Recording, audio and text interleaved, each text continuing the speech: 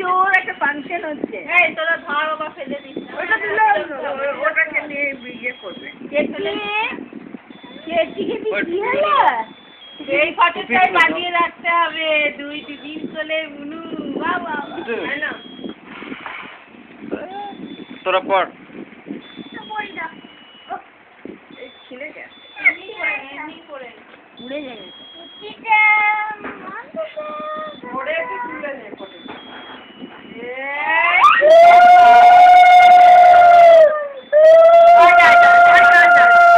বিয়ে হচ্ছে মুখে ভাত হচ্ছে না কি হচ্ছে?